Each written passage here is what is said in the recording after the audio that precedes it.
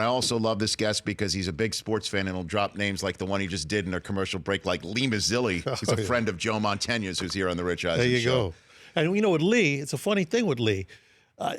When he played for the Mets, I mean, I hated his guts because I'm being a Cub fan, and he's playing the Mets, and we killed the Mets. I mean, he must have batted like 700 against the Cubs.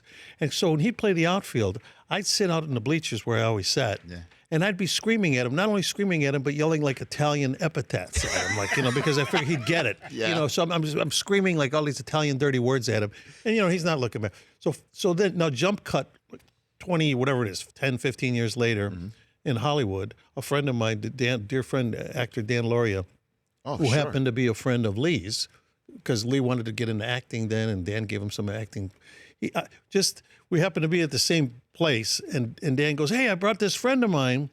You probably know him as a baseball player, Lee Mazzilli." And I swear to God, when he brought Lee in, I thought to myself, "Oh my God, what if he recognizes me?"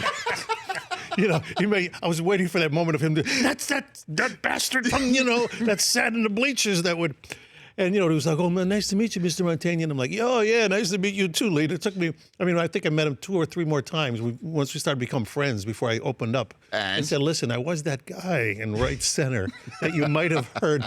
And what was great is he says, "Hey, you kidding me?" He says, "At Wrigley Field, I never looked up because everybody was yelling at me." So. That's great. Mazzilli, what he would do is up until last year, every year at Christmas time, he'd send me the Yankees Christmas card because he works for the Yankees organization now.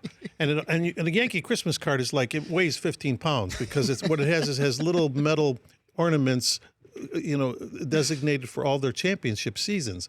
And every year I'd get the card and I'd open the card and say, "Yet another card you won't be getting from the Cubs." Until.